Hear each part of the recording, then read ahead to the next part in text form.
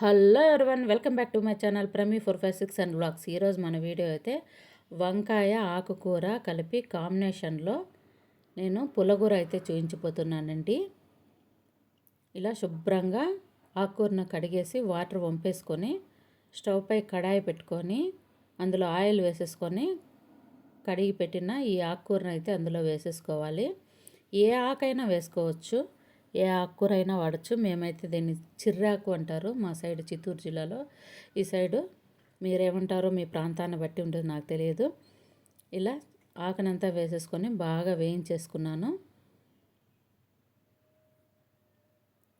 దీనికి 1/4 కిలో వంకాయలు అయితే సన్నగా కట్ చేసుకొని ఇవి కూడా అందులో వేసేసుకున్నాను. ఆయిల్లో అన్నీ మగ్గితే చాలా టేస్టీగా ఉంటుంది. మనం వేయించే విధానంలో ఉంటుంది టేస్ట్. బాగా వేయించాలి. ఇప్పుడు ఒక ఉల్లిపాయ, ఒక 5-6 రెబ్బలు వెల్లుల్లి, మేము కొద్ది కారం తక్కువ తింటాం, అందుకని పచ్చిమిర్చి తక్కువగా వేసుకున్నాను. మీరు ఎక్కువగా వేసుకోవాలంటే వేసుకోవచ్చు. 2-3 టమోటాలు కట్ చేసుకొని వేసుకున్నాను.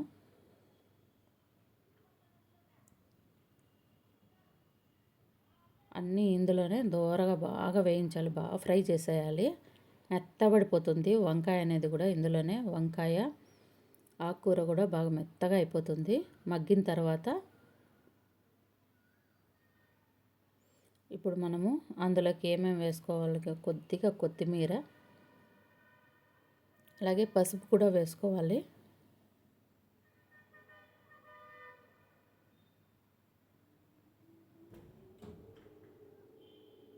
కొద్దిగా ధనియాల పొడి. ఇదైతే రైస్లోకి, చపాతీలోకి చాలా చాలా టేస్టీగా ఉంటుందండి. తగినంత చింతపండు, మరీ ఎక్కువ అయితే వేసుకోకూడదు, టమోటాలు ఆల్రెడీ ఉన్నాయి కాబట్టి. ఇవన్నీ వేసేసుకొని ఆయిల్ వేసేసుకోవాలి బాగా. ఇందులోనే ఆయిల్ కాదు, సారీ వాటర్ వేసుకోవాలి. ఇందులోనే బాగా మెత్తగా ఉడికిపోతుంది. బాగా వాటర్లో మెత్తగా ఉడికిపోయిన తర్వాత గట్టిపడిపోతుంది కర్రీ అంతా. ఇప్పుడు బాగా గట్టిగా రుద్దేసి తిరుమూత అయితే పెట్టేసుకోవాలండి. అంతే, వేడి వేడి వంకాయ ఆకుకూర పులిహోర రెడీ. ఈ చపాతీలకి, రైస్లకి సూపర్గా ఉంటుంది. మీకు కనుక ఈ వీడియో నచ్చినట్లయితే please subscribe my channel Prami 456 and vlogs.